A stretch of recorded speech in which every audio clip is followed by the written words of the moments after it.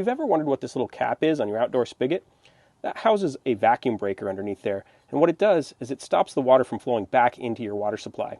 And it can be a common source of leaks from right underneath this cap. So today I'm going to show you how to fix that. If you can't tell if you've got a leak around that vacuum breaker, the easiest way I've found is to cap the water supply. And you can find one of these on most common sprinklers, or you can just go down to the hardware store and pick one up for a couple of bucks. So if you put this cap right on here,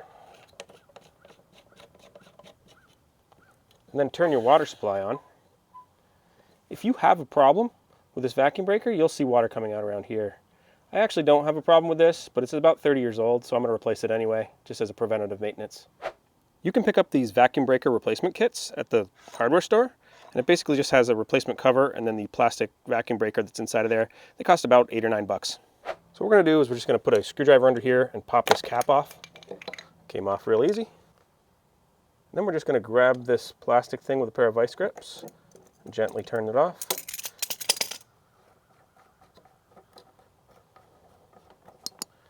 You can see inside of here, there's a little plunger that goes up and down this little plastic piece in here.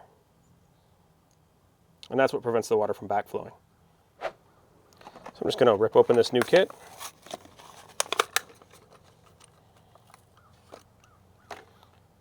And there's the replacement piece. See, this one's a little different, but it should fit right in there.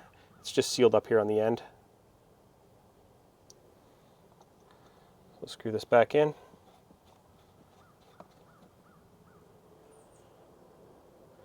you only really need it about finger tight. You can go a little bit tighter if you want to go just a quarter turn or something.